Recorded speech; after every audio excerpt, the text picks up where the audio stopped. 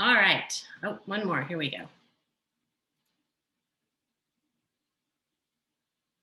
All right, well, we'll go ahead and get started. We're really excited about tonight's class and our host and all of these lovely wines in front of us. So, hey, JR. Great. Well, I think most of us are here, and I'll just keep an eye on the waiting room and admit people as they come in. So welcome to another Imbibe series session. My name is Denise Silverman. I'm the executive director at the Wine and Food Foundation. And tonight we are excited to have the rising stars of the Loire Valley, France. And before I introduce our host, just a couple quick notes about some things happening at the foundation. We are very busy with our Imbibe schedule right now, really trying to book out pretty far in advance. Next week, we have our first in-person Imbibe class, which is at Treaty Oak Distillery. It sold out very quickly, so I'm sorry to say there is no more availability for that, but it was a really good test to see how interested everyone was in doing some in-person classes. So we have a couple more on the horizon in the next month. Yeah, Steve too. So we have a couple more on the horizon, so be on the lookout for those. The following week, we just launched registration for Wednesday, April 21st, the Wines of Austria. And that is with Soda and Austin Tabone from High Street Wines in San Antonio. So registration is open for that. So be sure to check out that class. We actually had a lot of requests for Austria in our surveys. So I'm excited to see how that goes. Oh, there's Mary. Okay.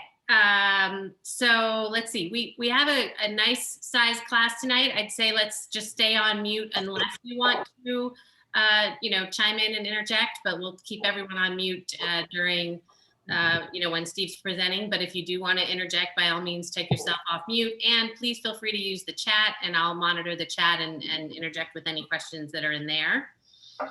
And then just a reminder about the last sip. So we've been doing this fun little program at the end of our classes where we ask everyone if you feel like sharing, what was your takeaway tonight? What was your what was the biggest thing you learned, or even just something silly and anecdotal, anything you want to share with us that you'll remember from tonight. So be thinking about what your last sip will be. With that, let's go ahead and dive into tonight's tasting. So tonight, again, we have Rising Stars of the Loire Valley, and I'd like to introduce our host for this evening, Steve Alley. And Steve, if you can maybe start off and just tell us a little bit about yourself and your background, and then let's dive into the class. Okay. Well, hey, everybody. I hope everyone's doing well. I have a front audience, actually. Denise and Morgan are right in front of me. So we have a same room sort of hybrid tasting here. We've got an in-person and we've got a virtual. So it's nice to see everybody's faces from across the interwebs, but also I've got two wonderful friends in front of me. So again, thanks for everyone coming out tonight. And thank you, Denise, and to the Wine and Food Foundation for having me. So let's kick this sucker off, shall we? We're here to drink, not listen to me, right? So yeah, Rising Stars of the Loire Valley. So about me, I've been in the wine business going on 20 something years, which is scary. That's where all this gray hair comes from.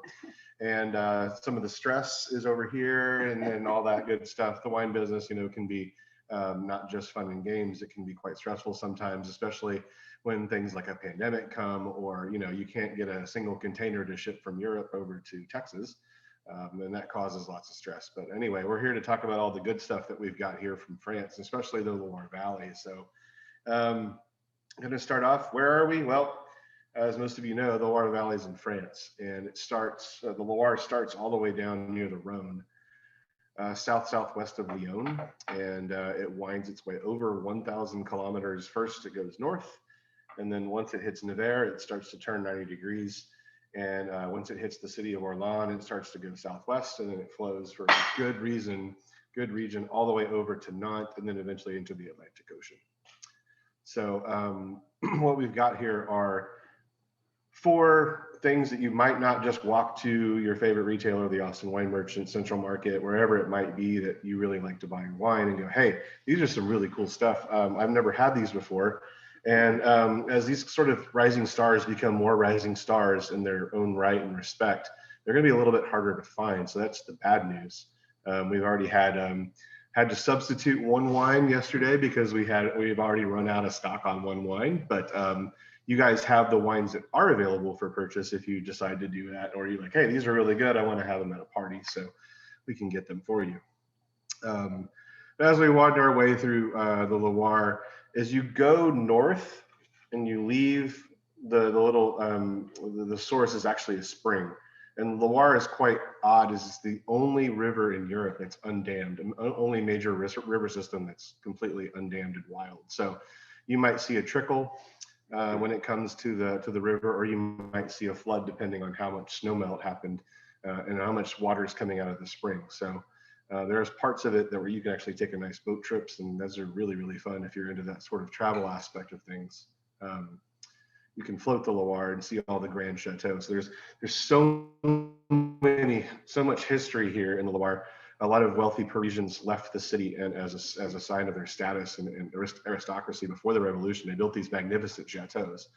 And along with that came viticulture, because people need something to drink, right? So that's how the Loire came to be sort of its prominence. And a lot of the chateaux were sacked in the revolution, but some of them were preserved, and there's still some of those that you can visit today.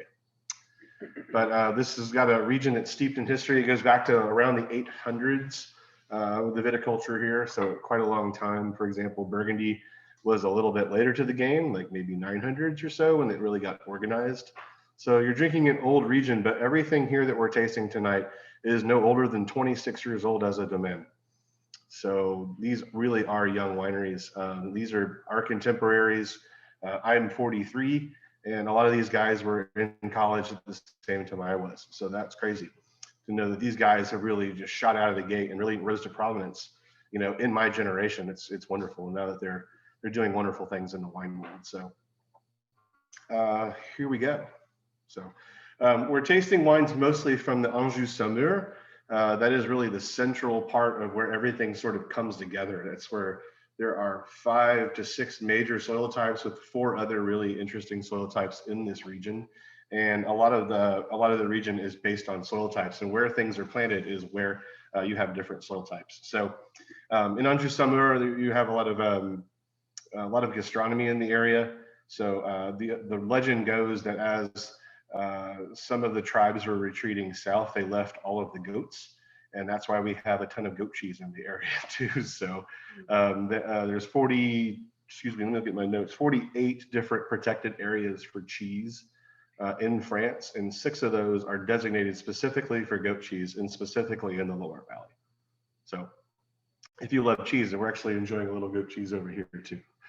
So has everybody poured the first wine into their glass? Yes. I see no thirsty people. That's a good thing, I hope.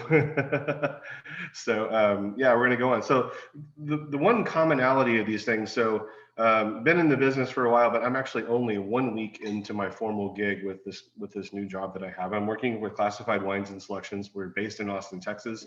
We only represent our producers in the state of Texas, and there are 6 people who are in our organization. We've got 1 in Dallas-Fort Worth, we've got 2 in Houston, we've got 3 in Central Texas. So we represent a portfolio called the Becky Wasserman Company. And these are a collective of very family-focused, earth-driven, environmentally responsible producers from all over France, and even into Switzerland too. They stretch far and wide throughout the land. So that's how we sort of came to be on some of these things. And the first wine that we have tonight is from Brezay. And Brezay is actually a district. It's a little hamlet. And as I said, the wealthy people had country homes, and this was a country home of somebody, and they built this wonderful chateau. And this area was only known for really big bulk production. The co-ops, this is the place where people grew lots of wine, lots of grapes for a wine that wasn't necessarily wonderful quality. It was for mass production, and various things, but there's a couple of varietals that really shine true in this area, in the Anjou-Saumur area, and we're specifically talking about Saumur, and about 10 kilometers south of the city of Saumur. in Brezé. And what's unique about Brezé is that it is a limestone chalk outcropping. The hill itself is, you would never go, hey, that's a hill. It's only 75 meters at its apex, and it's only 50 or so at its bottom. So the topography really doesn't change a whole lot here. But what you do have is this amazing soil called tuffo. And tuffo, some people argue that it's weathered limestone. Some people argue that it's chalk. Some people think it's another form of limestone. But there's all these little micro particulates that are in the soil itself that give this area a special place. So our second winery tonight chose Brezé for a specific reason. We'll get into that. So yeah, what you find here is that there was a shift. What happened is around the time of the 50s, as the AOC system, the French formal categorization of wines back in the 30s, this spread to all of France. And by the time of the 50s, people were looking to delineate their place and make it special. And the same thing happened in this district. It happened all in the Loire. You've got famous names like Chinon and Bourgogne and Vouvray. And you've got Muscadet to the west that grow the Melon de Bourgogne grape. And you've got Sancerre all the way into the middle. And it specializes in Sauvignon Blancs. All these places have their own deal. And Brezé summer is one of those things. Back in the 50s, there was a movement to rip out all of the Chenin Blanc and plant red, because there was a new appellation that's called Saumur-Champagny, which is an all red appellation just south of the city surrounding Saumur. And it would sort of crescent out along the way. So without boring you with too many details, there were a few forward-thinking people that said, hey, no, wait a minute. This is one of the most reputable places in all of the valley in our region. We want to preserve this. So old vines are kind of rare, in this sort of area. People were making wines and selling it to the co-op for absolutely no money. This region still produces a ton of sparkling wine, which is why we're starting with Cremant, and it's only second into volume to Champagne. And to make it even more special, this tuffo soil that I mentioned, it's got the same soil pH that makes the wines finish out at the same chemistry as Champagne. We're talking in the high 2s, low 3s, which is even more tart than a lemon. So a lot of creaminess and a lot of richness, but there's also a lot of purity and focus. So if you're driving a Ferrari at 110 miles an hour on Mopac, which could happen, if you lose control of that, then you're going to find yourselves in big trouble. Same thing goes with winemaking with these kind of soils. If you lose control and your ferment goes hot, or your sugar levels are off, or you pick too ripe or too late, the wine is definitely going to reflect that very, very soon because of the way the soils are. And that's why we're working with a really cool Cremant. So Denise, can I share my screen when I go to Google Earth real quick? I'm going to show you where we are. You can share your screen. There's no Wunderbar. no rules. No rules, just right. Okay. I think am I sharing? There we are. Can everybody see that? Mm-hmm. All right, cool, groovy. So I'm going to zoom out just a little bit. I'm in Google Earth right now. If I scroll all the way to the left, you have the city of Nantes, and then as the Loire River sort of comes out, it comes out over here in your upper left corner in Saint-Nazaire, and the river sort of flows. It does flow at this point. It flows west, or in the general direction of west. You come up to Angers. There's beautiful gourmet things up in Angers. Some beautiful Michelin star restaurants and Michelin recommend restaurants. But then when you go down here to Saumur, this is where all the magic that we're drinking is happening. I'm going to zoom in on where we are. So everything in the first three wines that we're talking about is in this screenshot, everywhere we're at. At the very middle of the screen, you'll see the Chateau de Brezé. Go in a little bit further. There is a west-southwest facing vineyard just to the west of the chateau. Where you're drinking your Cremant is from here, exclusively from this clos. It is a clos. It's Clos du Chateau is the name of the vineyard. And within the Chateau Brezé, there are 8 different clos, or walled vineyards. And this was awful wine. If we were having this same conversation, this same tasting, let's see. Let's go back 12 years. 12 years. If we were talking about this winery 12 years ago, we would be drinking something that's not this special. These wines have improved vastly over the past 12 years. So we're going to talk about the stars, right? We're not just going to talk about the wine. So Arnaud Lambert, Arnaud, A-R-N-A-U-D. Lambert, spelled like Lambert, L-A-M-B-E-R-T. He's the winemaker here. People ask him, so how many generations have your family been farming the Loire Valley? And the answer is one. He and his father got into the wine growing business at the same time. His father was a financial manager and decided to say, I'm not doing this anymore. I'm going to get into vineyards and I'm just going to throw my caution to the wind. His son was already at university in Dijon, and he was studying with some of the really cool contemporaries of our generation, like David Croix, who was an apprentice over at Chateau Pousse d'Or, or La Pousse d'Or in Burgundy. He was also studying with Louis Michel de Belair, who is the owner of Comte Ligier Belair in Burgundy, which sits very much close to Domaine Romani-Conti. These are all contemporaries. They learned great things. It was really fun to be this part, in the early to mid 90s. These are people who are now household names as far as Burgundy goes, and they're applying the same Burgundy sort of reputation to the Loire. And these guys, especially their rising stars, are looking at every single plot that you see in front of you. Let's see, if I move the screen just a little bit, every single wine on your table within the first three is grown in this screenshot area. That's how small we're talking here. You see, as the satellite is looking at the Clos du Chateau, the soil is reflecting. It's reflecting really light, which means we've got a lot of high limestone content in this vineyard, as well as a small iron component to the soil, which gives it sort of a greenish yellowish tint. It's an iron component that gives the brilliance to the wine. So like I said, we would not be tasting fantastic stuff if this was 12 years ago. So Arnaud was in school. He founded Domaine Saint-Just with his father. They farmed, and they were Domaine Saint-Just. I'm just going to pan the screen just a little bit, right over here in the town of Moulay. So if I zoom in, there is Domaine Arnaud Lambert right there. So that's where the wines are made. And why am I doing two different things? Well, there's a little valley right here that kind of goes between the two towns, and there's two ridges that go along like this. And Arnaud makes the wines over there. Domaine Saint-Just is a historical name because his father passed away unexpectedly in 2011.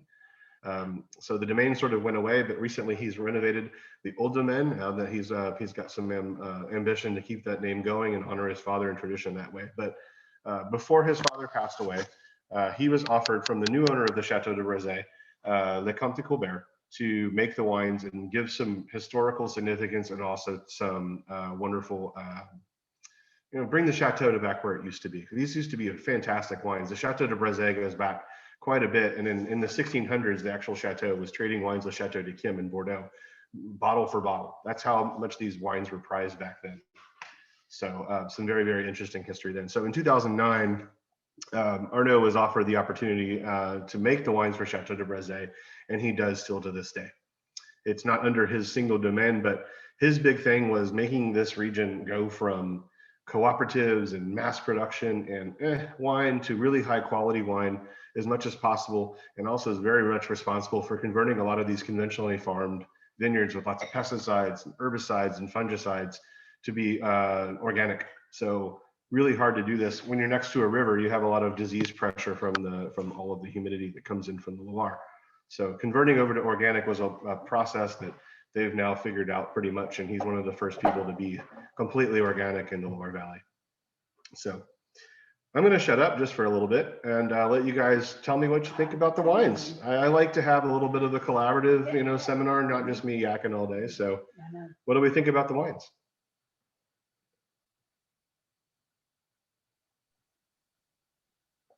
I got thirsty too.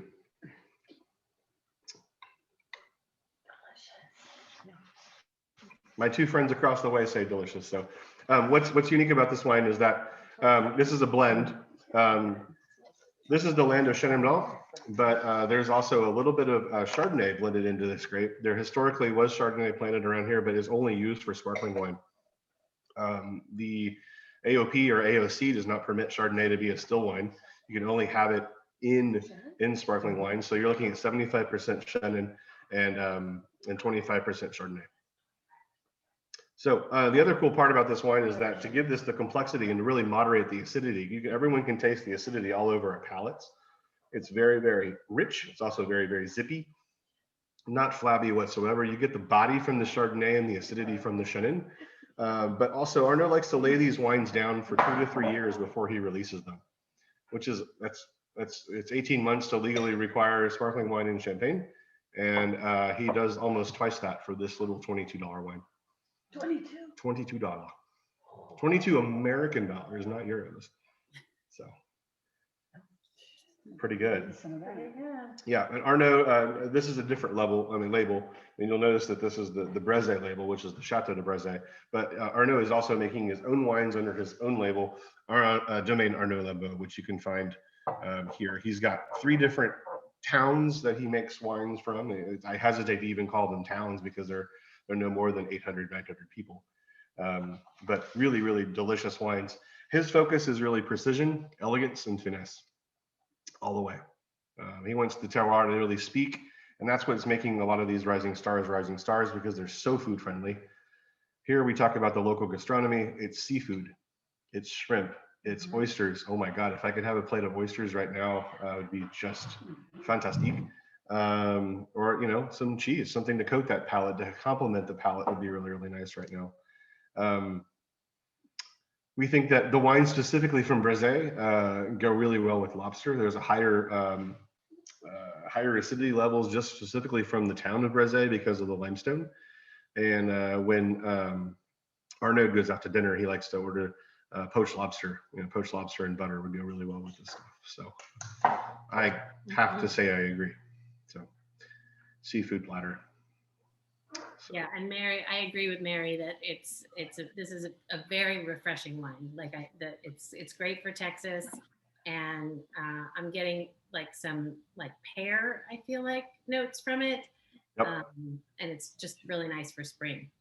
Yeah, it is. It's perfect for spring. I mean, it's Texas, so we're going light speed, past spring and into summer this week. We're going to hit 92, 94 already. So we got something that's really flexible. In fact, all of these wines are hyper suitable for the season. So that's why we chose some of these wines too. Paco said, you said this is Chenin and Chardonnay. Are there restrictions for the grapes that can be used from Cremant and Loire? It's usually mostly white grapes. You can use some red grapes, like you can use Goyot, which is a lesser grape. It makes cheaper wines. It's a red grape, and a lot of people make sparkling rosé. You can also use Malbec, or they call the local Côte. You can also use Cabernet Sauvignon. You can use Cabernet Franc. Specifically in the Loire region, as a region, you can use all of these grapes. But here specifically, they really wanted to preserve what this district is all about, and that district is all about Chenin Blanc. They wouldn't even have Chardonnay if it wasn't planted at the chateau. They would not even play with the grape. They would never choose to do this. They feel like Chenin is the ultimate expression, and as white wine, and then the ultimate expression for Cabernet Franc. So, yeah, there's stuff everywhere. I mean, there's even sweet sparkling wines from Cabernet Franc and Goyot and other things. So those are not my favorite. The French do have rules for everything. I mean, and part of the fun part about drinking some of these wines of the rising stars is these guys really wanted to preserve the history. They really wanted to say, no, we don't want to be red wine territory. We make some fantastic white wines. Let's do that. So here we are. If anybody doesn't have any questions about the lovely Arnaud Lambeau and the Brezé Cremant de Loire, we can move on to Domaine Guy Berthaud.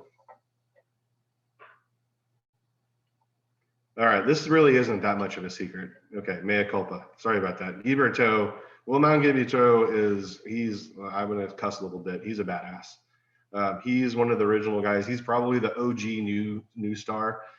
He was a horrible law student. He was in law school in the mid 90s, and his faza said, hey, Wilman, you're not doing so well. You ever think about doing something else in life? And he said, nope. But his family has had land in this area in the same map that we're at right now for 3 generations. And when he was getting out of law school, he had the opportunity to go back and recover some of his family's land back in 1996. His great grandfather had land here in Brezé and then over to this. So I don't know if y'all can see that, but if you can see the chateau, this sort of slopes in all different directions. If you're familiar with Beaujolais, the hill of Brouilly does the same thing. It slopes in all directions. The town is to the west because it's actually warmer, and so people like to build on the warm side. And given that this is northern France, it gets quite cold, and so they like the sun. So that's why everything is built on the southwest side of the hill. Everything over here, north and east, is for grapes. So here we are. But when Romain was leaving law school and getting into the family business, so to speak, they had all of his family lands were being leased and sold all in bulk to the co-op. And he said, no, I think, again, just like our friend Arnaud Lambert, we really want to preserve the history of this area. And we think that there are amazing vineyards here. And why are we making such crappy wines when there's such beautiful soil here?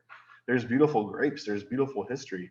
We're not doing our region a good service by making such crap wine. So he really turned it around, and he started, his father worked for Nadi Frocoul at Clos Rougeard. So if you're familiar with Clos Rougeard, it's one of the more culty, really, really super hard to find red wines from the Saumur district. And not only is it hard to find, it's pretty rare and expensive. So with Monsieur Foucault, they learned viticulture together. I mean, Romain had no background in wine whatsoever, none. And he learned everything he did from Clos Rougeard. And some of the best parcels for Clos Rougeard are also in this area. If I can just sort of pinch it down and look over here. There's a parcel here. I just know this from maps. And this little vineyard, if I can just sort of move it around, I forget the actual name of it. It is the principal parcel for Clos Rougeard. And it's all Cabernet Franc. It's again one of the places, and around that vineyard, it's like, you can see how green it is compared to everything else. That's a testament to the viticulture that's going on there. Some of its neighbors are not so great. There's phylloxera over here. You can see how there's plants and stuff like that, and there's some disease rot, all that good stuff. But all of these really green vineyards are wonderfully farmed, and that's a testament to the farming that Romain is doing. There is a connection between wine 2 and wine 3. I'll just briefly dip into that. So Brendan Stater West does not sound French. Dead giveaway. He's a guy from Oregon, and his wife happens to be French, and they chose Paris over Portland. And we'll get to Mr. Stater West in just a little bit. But going back to Romain, he is in Brezé. He's one of the few people who specialize in Brezé. He has 14.9 hectares in holdings, and 7 of those are in Brezé, and the rest are leased in other parts like Saint-Cyr-de-Bourg and other small hamlets there. So I hate to leave this screen all static and everything, but that's just where we are. See if I'm forgetting anything. So I'm going to read a little quote. It's fun. While I'm reading, feel free to help yourself to Domaine Guy Berthaud, 2019 Summer Blanc. This is a blend of all of his single vineyards that are mostly the young vines. They're from 3 different parcels. The first one is from Brezé, and there's 2 micro parcels. So over here in the lower slopes of the hill is where you would find some of the white wines for this wine. And then also he's got the Clos de Gauchot, and I'm forgetting the other one right offhand that he's got for Clos de Carme, which he's very well known for Clos de Carme. That makes the younger vines from Clos de Gauchot and Clos de Carme make up the major component of this wine. So this wine is super electric. I mean, it just jumps out of the glass. If you had a time really to air this wine, my bottle has been open now for 36 hours and it's still opening up. If you have the patience or the want to sit on this bottle for a little bit, please do. It's not going anywhere for a week. So if you want to sip on this and let it sit in your fridge, come out, pour a couple of ounces, throw it back in the fridge, try it. It's something that you can do all week, all the way until Monday or Tuesday, no problem. Steve, Mary is asking if this is all Chenin. I thought you had said it was Sauvignon Blanc. No, this is all Chenin. Oh, it's all Chenin. Okay. All Chenin is 100% Chenin Blanc. So back in the historical days was to use wood fermenting, and there's still a little bit of wood fermenting that goes along here. Open top sort of Burgundy style wood fermenting. And there's a lot of barrels in Roman's cellar, actually. A lot of his wines are barrel fermented, but this is 100% Chenin from 3 different sources. But Steve, I would have called this 7 years. could have been, right? It's just so trying and tart. It is. You can tell them what I said. Yeah, that's what Denise said. She said that she could have called this Savenniers, and it could be. It doesn't have quite the tropical notes and the ripeness that Savenniers does. Remember, this is north and east facing, so our aspect really tells us something about the wines. Savenniers is south facing, and so it has a lot more tropical fruit.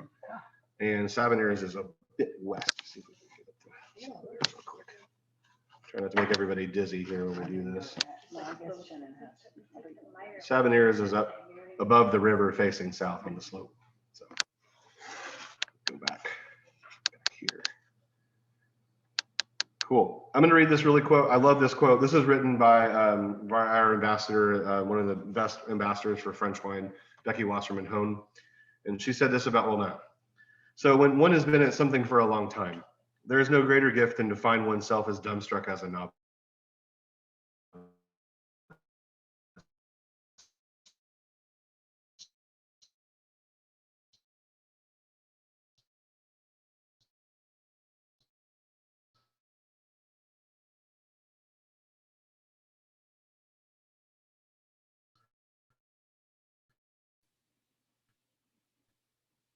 I think Steve may have frozen.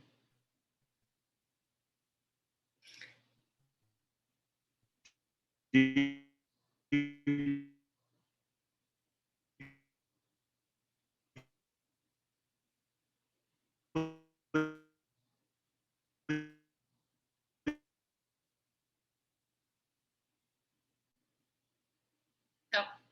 there we go. I guess he's going to sign back on. Sorry, his connection froze. He's coming back. Okay, no problem. Can you hear me? Yep. Okay.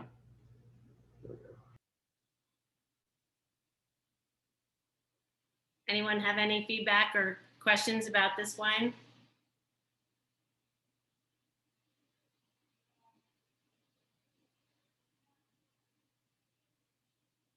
I think I am. Okay, there you are. Ah, there I am. Back. All right. Sorry about that. Where did I leave off? That great quote. We heard about the first phrase of the quote. Oh, really? Okay. I'll back up and also say you have to do this with a lovely accent. Okay. Becky herself is American, but her father, excuse me. Wow, forgive me, Becky. Her husband Russell, he's from England. He's a Londoner. So I have to put a little bit of an English spin on there because they do talk quite English. But I'll start over, I guess.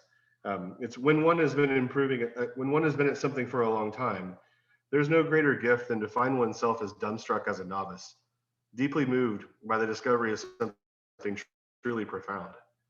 The hill of Brézé in summer has been such a discovery for us, and on this hill, Chenin tastes like no other than in the Loire.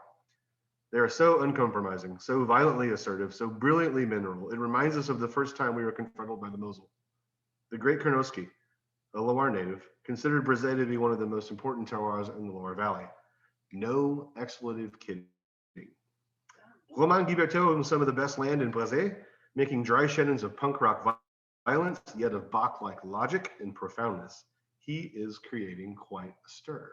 So that's what Becky says about Romain. And this guy has only been doing this for 25 years. We're not even 25 vintages in. His previous vineyard history was all about selling, the family land and the grapes to the co-ops. And then when he took this and got out of law school and got into making wine with the folks at Clos Jard, I think he had a really good tutelage, and he's making some fantastic wines. These are wines that the domain wines, we call these domain wines because it just says Domaine Guiberteau. When you start getting into where it says Clos de this or Clos de that, these are wines, those are Vin de Garde. You want to lay them down for at least 5 to 10 years. And then some of the better ones like Clos de Gouchot, Clos du Cam, you definitely want to lay those down for up to 10 years to really get all the best you can out of it. Patience is very much rewarded out of these things. So, and if you can find some that are older, maybe sometimes in in a little a wine shop somewhere and you find some, don't be afraid to buy them if they're a few vintages old. This is 2019 and we're already out of this wine. So What's the $22, $22, Oh my God. $22.50 at the Austin Wine Merchant. And- And it says, I'm not familiar with Saumur Blanc. Is that just a term for Chenin Blanc for Saumur? No, it's not. Saumur is actually the region and the town. And Saumur, as a bigger AOP or AOC in French, has its own set of rules on what you can blend. But Saumur is if it's sparkling wine, you can blend Chardonnay and you can blend Sauvignon Blanc. But if it's white wine from Saumur, you can pretty much assume that it's Chenin Blanc. So, what do you think about wine 2, Monsieur Guberteau? super aromatic, super. Yeah. Super. Yes, very floral. If you know your favorite BYO place had a plate of oysters, this would also be a really good candidate for oysters. So, cheers, Romain. All right, I have a question that just popped up. Oh, Denise says, my kind of wine, racy acidity. Yes. This will get you on your bicycle, Denise, and have you race all the way to New Braunfels and back. This also makes my mouth sweat. Like we're drinking it at cellar temp right now, and the explosion of flavors on here is just amazing. And this is just the basic one. And his domain wines are around this price point. And he makes red also. He makes Cabernet Franc. And excuse me. His single vineyards, they go for like $40. They're not expensive. I mean, in terms of this high quality, they're just hard to find. With the pandemic, they've been easier to find because not a lot of restaurants are buying these wines, but that is soon to change once Texas starts to open up a little bit more and restaurants start buying more of a Domaine Guiberteau. So. Wait, is this one sold out now? It is sold out. Yeah, this Oh, wine gotcha. completely sold out in a matter of days. Once it hit the market, gone. Yep. So Boo. yeah, but it's sold out from the distributor. It does not mean it's sold out at retail. I would go hunt for this at retail. Okay. Yeah. At the merchant, they have it? They do. Yep. Yeah. And- You've Anywhere already else? squirreled some away. Central Market's carried these before. Okay. A lot of the wine bars have carried these before. So, yep. And do you Oh, think one it's thing sold that, out I'm sorry, go ahead, Denise. Do you think it's sold out because of the reputation of the producer, or is it the wine itself? Yes. Both. Yes. Both. Yes. I mean, this guy is the rock star. I mean, if he had a rock band and he was playing Chenin Blanc, everybody would want a ticket to the concert. This is the reference point for this area. How much are like his Clos wines, like the more high end? $40 at most. Yeah. So there was a question for Morgan, how much of the single vineyard wines are about $40? That's still not bad. Yeah, they're not bad. And they're also worth, sitting on for a while. I mean, he uses more oak in the single vineyard wines, both in white and red. They're fermented in oak, but they're just really pure expressions of both varietals. And Ramon has a pearl of wisdom here. He says, if your land that you're farming has got over 1 meter or 3.3 feet of topsoil, you should plant Cabernet Franc. And if it's got less than that, and the soil is very shallow in this area, under 1 meter, then you plant Chenin Blanc as a rule of thumb. So easy enough. So tasty wines. Why are we tasting a guy from Oregon's wines in the Loire? Well, so this is sort of a true expat story here. Moving on to wine number 3, because there was a shortage at the distributor, we're drinking the red wine. And you guys are drinking their white wines. You guys are lucky to have 2 Saumur Blancs made by almost the same people, but this guy's on fire right now. His name is Brendan Stater West. He is originally from Oregon. Went over to France to study English and to teach English to the citizens of France. And in his teaching circle, he was able to meet a bunch of fellow winos who introduced him to all these really cool tastings that were going on. And then he found himself getting himself into wine to drink and then also wine to learn. And then he got a job outside of his teaching abilities and went to work for a place called Spring, which is a really famous wine shop in Paris. And attached to that wine shop is an American-owned restaurant, a very highfalutin restaurant from what I understand, with an American chef at the hand. And that's a great way into the French market. And the first thing that he tasted was Guy Berthaud Sauvignon Blanc, 2008. And that's where he caught the wine bug. He has zero background in the wine business, not one. He just like, I came over here, thought this was really cool. These wines are something that we've never had. And given the opportunity, you know, now 10 years into his career, and that's it, just 10 years, he wants to go back to Oregon and make some wine there if he possibly can. So he lives full time in France. How he got into this crazy world of the wine is not only that when he was in his English teaching days, but went to the wine shop, worked at the wine shop for a little while, was invited to all these cool tastings, got into the business, and then when tasted that Brezé Saumur 2008 from Guy Berthaud, he hounded Romain for a solid month and said, "Look, man, I don't know what kind of magic you put in your wines, but I want to know what that is, and I'm willing to leave Paris and come work for you." And so finally he goes, "Okay, man, this guy won't stop calling me. Who is this guy? Like some American guy from Oregon is blowing up my phone. I don't know who this person is, but he's got that much drive and he's willing to make it happen." So that's how they got hooked up. And so ever since 2011, 2012, Brendan has been Romain's right-hand person, helping in farming, helping in cellar work, everything. And he's like, if you follow the lineage of what's going on between Clos Vougeot down to where Romain is right now in the previous wine, down to where Brendan's wine are, you'll find a lot of the same electricity. You'll find a lot of the same acidity. You'll find a lot of the same structure. Brendan's wines typically are a little bit more forward and a little riper than what Romain does.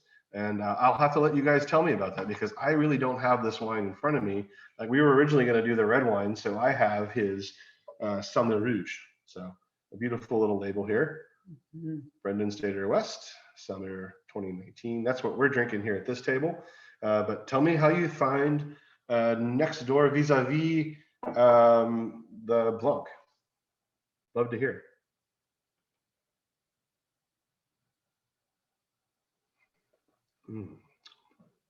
I'll tell you from this side of the fence also that the red does not suck. It is very, very alive.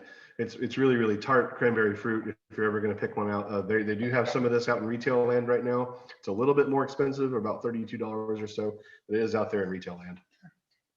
Yep. Yeah. Whew, that's yummy. That's good. It's electric again. So anyway, comments, questions? I have a question that popped up in the chat. Two in the chat. Okay.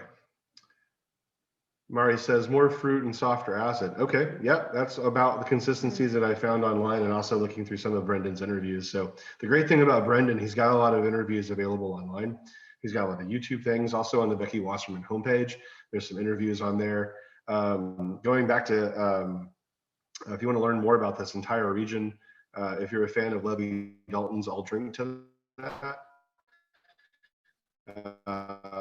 episode 411 has articles going on Brezé, and he mentions Brendan and he mentions Romain. So really, really pretty wines. And then he got started, Brendan got started because of Romain, and then there was an opportunity to purchase a parcel of a single vineyard called Les Chapadis, which is a white wine vineyard planted to only Chenin. And he had the opportunity to purchase that because of Romain. And now Brendan, like I said, this guy's on fire just as much as Romain is, having the pedigree that Guy Berthaud has, and putting in the hours that he has with Romain. Brendan's acquiring more vineyards and he's making more wine. So the good news is we're getting more of this stuff in the coming years. And Texas is doing such a great wines because these wines fit everything. I mean, shit, give me chips and queso with the Guy Berthaud Saumur Blanc. Let's kind of Texify this whole thing. So be happy with some chips and queso and some salsa. Not bad.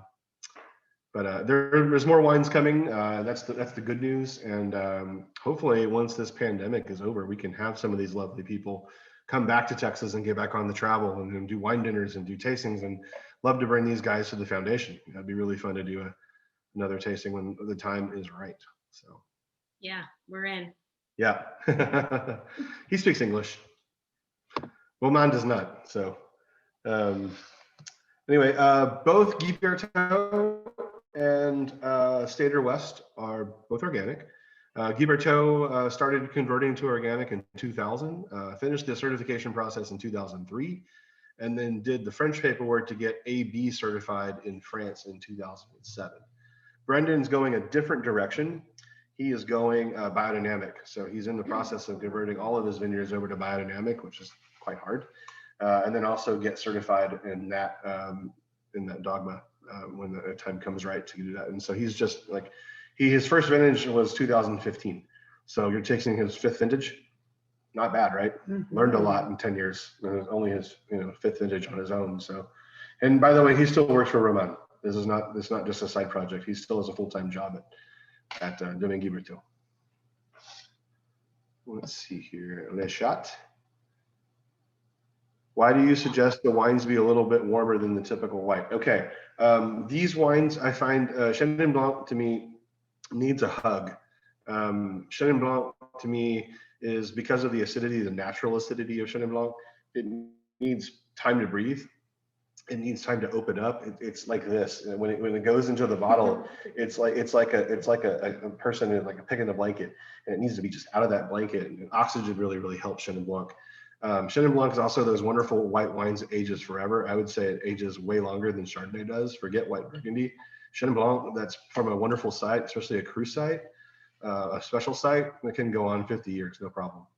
Denise mentioned Savenniers, and Savenniers from Côte de Saran or Roche de Moine or any of the other cru qualified vineyards can go 50, 60 years, no problem, and they're dry. So I would expect that some of these vineyards will last that long. I wouldn't push these Domaine wines that long. I would like to see what they taste like 10, a dozen years down the line, but not necessarily that. And then as far as temperature goes, you just get more of an explosion of flavor on the palate. And it rolls off the palate, it goes retronasal, and you get this wonderful flavor from the exhale. And the enjoyment factor is just super high. If you get them too cold, you get absolutely nada. And I had the Guiberteau in the fridge yesterday, and I took it out about 10 o'clock, poured myself a little bit. I already knew that I was going to have to decant it, and I tasted it, and I had not one whiff of anything on the nose. So the wine just wasn't enjoyable whatsoever. And about the time of lunch, I poured myself a little bit with lunch, and I said, oh, it's starting to come around, but I get really nothing. Came back around 6 o'clock in the evening, the wine just started opening up, and I left it uncovered in the fridge, cold, until today. So I like it a little bit cooler, than set it on the table, let it warm up just naturally in the glass. So that's where we like it. But yeah, these are all, very forward-thinking wineries. They're doing the right things. They're really leading the pack as far as converting these vineyards over from this mass-produced schlock, whatever you want to call it, and then really, making quality and giving an example of what this whole region can do. Like, not everybody in Italy drives a Ferrari, but Ferrari makes a pretty good car. So that's sort of the same philosophy here. They want to make a pretty good wine that's delicious. So leading by example. So anybody have any questions about Mr. Stater West? We'll move on to the last wine. We're coming up on time, looking pretty well over here. So I'm gonna go pop that real quick. I'll be right back. Oh, I got That's okay. for you. I want to hear the pop. Oh, okay.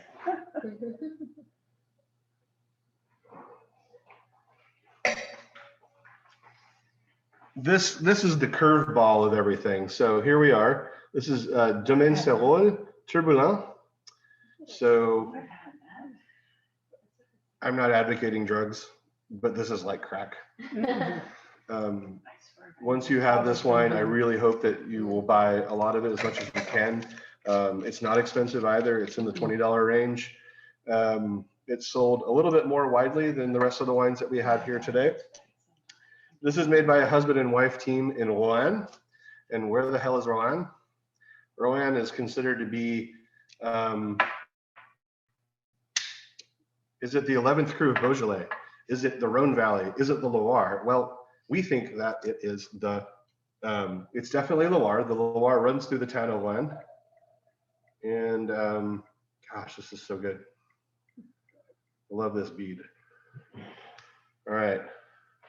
If that doesn't make you happy already, I mean, we're not gonna be friends. Just kidding. Passing it along to my friends. While we're looking at this one, Holly says we're doing side by side with the first two stills, and the first has a bit nuttier versus citrus on the second.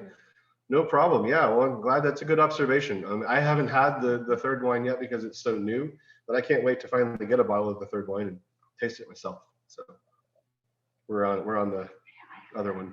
So Probably from Steve. What are we drinking here? My gosh. So this is a husband and wife team. They're in the town of Noison, which is west of Loire, and Loire is pretty close to Lyon. So one would think that we're either in Beaujolais or the Rhone, but like I said, the Loire River flows through Roanne, so it's considered the Loire. But here we're not working with Cabernet Franc, we're not working with Sauvignon, we're not working with Grenache or Syrah. We're working with a local indigenous selection of Gamay called Gamay Saint-Romain. Oh, cool. Yep, this is Gamay Saint-Romain in specific. So although it's not labeled a single vintage wine, this is a single vintage wine. I think we're on lot 19, which means it was 2019. But here we are with just a really gorgeous expression of Gamay made into sparkling wine. So Why didn't I think Gamay? these guys are biodynamic. These guys are doing all the right things. They're the leader in the Côte Rouennaise, which is the name of the AOP. It's the slopes of the Rhone, and not only is it the last bastion of anything Loire south as you come down, but these guys are in this really beautiful scenic part of the world, smack dab between the Alps and the Cevennes National Park, Cevannes. And so it's a beautiful place for hiking, for mountain biking, for Airbnb. I mean, go here. I've not been here, but I was looking around at the touristy stuff and I was like, okay, I got to go here. I'm an outdoors guy. And there's not a whole lot of wine going on here, but what there are is some amazing restaurants in this area. You know that Lyon has the most Michelin star restaurants outside of Paris. And Loire also has a 3-star Michelin restaurant called Trois Gras, which is Michel Trois Gras' family. And the Syrah family that we're tasting the Turbulent from, they make a wine from Gamay that they own together called Les Blondines, which is a 2-hectare Gamay vineyard. And it's served exclusively at their restaurant. And then we might be able to get a little bit of this on the next export. But talking about Gamay, mostly exclusively, they own 30 hectares, which is a pretty big estate. They have a little bit of Chenin Blanc planted. Interestingly enough, that's why people are wondering why this is, is this Rhone wine or is this Beaujolais or is this Loire? They have some Viognier planted on the property too. Very, very small parcel of Viognier. But this is all done by hand. Selection is done in the vineyard prior than going in the fermenter. It's 100% Gamay Saint-Romain. And what makes this a little bit different than Beaujolais is that it's higher elevation than Beaujolais. So you're going into almost November sometimes for harvest, which is quite fascinating. And the varietal itself, Gamay Saint-Romain, is a mutation or a biotype of Gamay. And so just on nature, it ripens later than all the other Gamays. So cheers. Mm. You could call this a natural wine. It is what they call method ancestral. So they put the wine in, they put it in at 5 or 6% degrees of alcohol, partially fermented. And then the wine finishes fermentation all the way up to 9%. And just a little bit of residual sugar that the yeast can't eat in the time between the fall and the spring. So it comes out around 12 grams residual sugar, which just gives it that beautiful candied, gosh, I don't know. What do you call that? It's so good. It's gulpable. So Candy. That's literally the first word that came to my mind when I drank it. It's candy. yeah. I also love this wine with enchiladas. My God, like mole enchiladas. I'm gonna Texify that too. Oh my God, enchiladas is just fantastic with these. At this point, we're not tasting, we're drinking because it's so gulpable, and it's so tasty. But these guys have been working in this area since the 80s, and the restaurant, the Trois Gras, the partnership that they have with the Michelin star restaurant, has held their 3 Michelin stars for over 30 years continuously. It's one of the amazing places in this part of the world. It's sort of a hidden place. I was on the Relais and Chateau website earlier to see if you can stay there, and you sure can. And it looks like some nondescript building on the side of a country road, and you go in and it's just like this, what you would expect out of a 3-star Michelin restaurant. It's absolutely gorgeous. What they also do that's completely fabulous is they plant all these vines really super high density. There's over 10,000 vines per hectare here, and it really crowds the grapes and makes the grapes actually compete because the soil tends to be a little bit more vigorous than other parts of the Loire Valley. So if you can call it the Loire Valley, that is. So people have done some of their MW studies in this part of the world just because they just really want to figure out what part of the world does this really belong to, but legally speaking, it's the Loire. So. Why don't they put where it's from on the label? Why do they keep it so vague? It's one of their pet projects. It's just one of their pet projects. I mean, they put it on the back. You have to, yeah, it says Narvaison on the back. This is the town. I think it says product of France. Should have it. They should have an address on the back. So anyway, turbulent, just another expression of bubbles. Maybe that's it. Yeah, we just really love this wine. Method ancestral is just another, like I said, it's a natural fermentation. It occurs in the bottle. They also wait until the pressure in the bottle goes from 3 bars up to 5 bars. And so it's slightly less pressure in the bottle than champagne. So pretty darn good. Is it a pet nat or did it have a second fermentation? It is a pet nat method ancestral. Okay. Yeah, So it's it only both. had the one fermentation. One fermentation. Got it. Yep. Okay, Yep. got it. But it finishes its fermentation completely in the bottle. Yep, exactly. Okay, got it. The one thing about this bottle I find as a problem is that it goes away too fast. It's just, once you open this bottle, forget about it. You've made your investment and you've made your commitment to either a lovely patio, hopefully lakeside with someone you quite like. And cheers. It's only 9%, so it's good day drinking. Ooh. Yes, my friend Morgan says it's good day drinking wine, which I totally agree with. It's also a good Sunday morning if you've had too much of a rowdy weekend and you need a little sugar in your body. Champagne might be a little too dry, but I'm never one to turn around champagne. But if you want something a little sweeter, like a la Prosecco, this is about the same sweetness as Prosecco. So. And what's the price of this? In the 20s, low 20s, high teens. Yeah, this is actually the most affordable wine on the table. So here we have the rising stars of the Loire Valley. Cheers. Cheers, everybody. So delicious. What a great selection. And like you said, all great value, all of them. Yeah, and that's what's fun about working with a great importer and a great supplier like Becky Wasserman and Company. They're known around the world. Becky was one of the first people to export wines to the Americas out of France. Being an American herself, learned everything as she went and sold barrels of wine. Like in Becky's career, she has sold barrels of Montrachet to people, which you no longer can do. But she's got, if you want to know the stories, I mean, Becky is really accessible. She's completely approachable and personable and just a wonderful resource. And her company, along with a team of very, very talented people at Les Sorbets, bring us some wonderful wines. So we're happy to and quite thankful to be representing their wines. And I am super thankful for Classified Wines and Estates for bringing them on and for bringing me on. And in my first week, we already get to do this wonderful seminar. So cheers, everybody. Yep. I have one question, and then we can kind of start getting everyone's takeaways from tonight. And I mentioned this to you when I saw you yesterday, Steve, which is I was doing a little kind of studying up on the Loire Valley before this class, and I was kind of blown away at the varietals. It just for the region, for the entire region, there's no end to the varietals that come out of the Loire Valley, and it seems to be very related to the river and then all the tributaries, and you can see the region really spans so far east to west. And so I'm just wondering if you can kind of comment on the region overall and all of the varietals that come out of it. Yeah, so I zoomed over to Serol just because, just to show you how remote this place is. I mean, it is out there. I'm going to orient us north. So out in the hinterlands, there's the town of Renaison, which is a suburb, if you want to will, of Rouen. And Rouen is there, the large city. But you can see there's the Loire River. I didn't lie, I promise you, it's right there.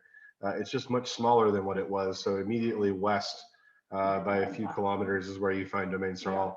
And then over here where it's all green and everything, that's part of the Massif Central, or the large uplift in France. And like I said, just this is nature over here. And so that's it. And look how far we are from, let's see, that should be Valence to our east. No, it's Lyon. There you go. We're really, really close to Lyon. And I need to orient us right. So, yep. It could be considered the Rhone Valley, but it's not because the the Loire River flows through there. So we are so close to the Rhone, it could be the Rhone. And then over here, here's Villefranche-sur-Saône. So there's Beaujolais. We are very, very close, all three regions. So you can see the Macon, Burgundy, Southern Burgundy is up at the top of your screen. And the immediate left side of your screen is Domaine Sarol. And then to the right middle part of your screen is the city of Lyon. So we are really at an intersection of where France all comes together. And then, you know, not an hour east of Lyon, you're in Switzerland. So you couldn't drive this in Texas. You'd have to drive 3 days to get somewhere like this in Texas. So That's crazy. yeah. Well, I'd love to get some feedback from everyone and hear what your big takeaways were for this evening's class. You know, again, keep in mind anything you want to talk about, whether it's kind of detailed and specific about the wines, the region, or just some fun anecdote you heard from tonight. I myself am just kind of blown away at this whole tasting and these wines in particular, the value of the wines, that these are absolutely going to be appearing like in my wine fridge throughout the summer. The sparkling rosé, and I'm not going to attempt to pronounce it the way you do, Steve, is like candy and is going to be kind of dangerous, but delightful. And then I will say that the red, the Samor, the 2019 Samor Rouge is so delightful. And so for those of you who couldn't get it this time, I highly recommend it. It is so great. So come on over. We still have about half a bottle left of this one, so you're all welcome to come on over here. So my takeaways are really all over the map. Usually I've got something really concrete, but this was just all amazing, and I'm very excited. So with that, I'd love to open it up to anyone else who wants to share what are your big takeaways from tonight? Okay, Steve, what is your address so we can come over for the summer? If Domaine Sarol is the hinterlands of the Loire Valley, then my house is also in the hinterlands. I live in Northwest Hills, but it's not too far. It's not too far of a jaunt. Denise actually rides up and down the hill in front of my house on her bicycle, and she never stops to say hi, which is terrible. So I'm not going to give her any more water. She won't be productive if she comes over. Exactly. There might be whiskey involved, not just wine. So, yep. But I put on the screen also the Trois Gras. That's the lovely little Relais and Chateau 3-star Michelin place. So if you needed a little marker and needed another reason to visit France, that's one of them. So. Yeah, 100%. What else? Who else has some big takeaways from tonight that they'll remember after tonight's class? I had the chuckle about Steve's comment about the depth of the soil. If it's more than 3 feet of topsoil, you plant Cabernet Franc, and if it's, and I'm just thinking in the Texas Hill Country, would that be if there's more than 3 inches of topsoil? What do you plant? Whatever you like. We don't have to say AOP. So yeah, whatever you like is the answer. That's right. So I was just gonna say, you have to take yours off now. Morgan and I were just saying we want to take a boat cruise through the Loire Valley and stop at all those chateaus and get back on the boat and keep going down the river. Yeah, that's our takeaway. Also, my takeaway is always Chenin. I love Chenin anyway. And then I was like, I mean, this is my glass. Like, it's gone. This is what I'm going to go back to after the first one that we had. It was so good. Yeah. And it's $22, but it's sold out. Well, I guess we can get it at the merchant. So Yes, you can get it there. Get it, because I'm getting it. So yeah, that acidity on it was so delicious. So yeah. Okay, we'll meet. Well, it looks like Tanya wants to go on a booth. I just pulled up another, large chateau in the Loire. So the Chateau de Chaverny is something worth visiting. Also, Rick Steves also has a wonderful travel edition on the Chateau, the Great Chateau of the Loire Valley. So if you're a big Rick Steves fan, I highly, highly recommend that one. It's on Netflix, it's free, or Amazon Prime Video, one of the two. So. Yeah, the Loire Valley is definitely a great place too. I've never been. Ah. So I've been, but I was far too young to appreciate it. I was invited to a wedding when I was like 23 or something like that and had absolutely no clue. And now I'm just like trying to harken back to, I mean, and it is just aesthetically beautiful. I do remember that, but the one, you know, it wasn't, I wasn't in that realm at the time. So now I absolutely want to go back. It's I'm ready to go too. Castles and chateaus. It's amazing. Tanya says booze cruise. Oh yeah. Who else? What any other takeaways tonight? Anyone else have a last sip? Anyone over at the Knolls? Yeah, they had the big party going down. Yeah. JR said she had to check out, that her dogs have gone wild, that love to keep the wines open for multiple days and check on them. I do that with every wine, not just stout wines. I mean, part of my job is evaluating the wines and identifying where they should go and who might like these and all that stuff. So I drink these wines until they die. And that's sort of the longevity, because sometimes when we're evaluating wine and maybe take it to a restaurant, will it survive the strenuous nature of a restaurant by the glass, where it's picked up out of a cooler? And is it served? Is it left out? Does it get pumped down every night? Is it preserved? So that's part of the selection process for by the glass wine. So that's one of the other reasons I do this. And you know, the beautiful part is that, you know, these wines can be eventually, hopefully we can get more of these wines like State or West and Guy Berthaud, so we can have these as higher end offerings at some of your favorite restaurants also. So cool stuff. Are these a foundation trip to go down the Loire? Let's go. Come on. Next level, Denise. Come on, let's do this. We've got I'll volunteer we just did Sicily, and next we're doing another area of Italy, and then Portugal is high on the list, as Mary and a few others here know from a couple weeks ago. So we're clearly going to need to add the Loire Valley. Anyone else? Any final takeaways before we sign off tonight? Only from our little party over here. I'll be happy to help out with business if you want. Oh, nice. We, Steve, this is great. A lot of fun. We, Chenin's fun, but like I shy away from it sometimes when I'm looking at Loire wines, because I get kind of sucked into. I'm worried about the risk of off dry wines that is not what I'm looking for. And these were spectacular, really, really good wines. So I appreciate the. Thank you. Taking us through these and showing us some really fun producers. So it's awesome. Thanks. You bet. I'll be happy to pass along the comments. I had no way of making these wines whatsoever. I take no responsibility for that. This is all Brendan and Roman and Onu and Stefan and Colleen. They make wonderful wines. And again, like if you guys are over there and you'd like to visit these places, they are available by appointment.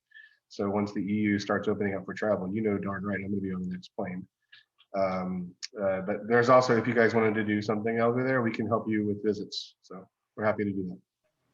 That's awesome. I appreciate it. Thank you. You're welcome. You're welcome. So. Great.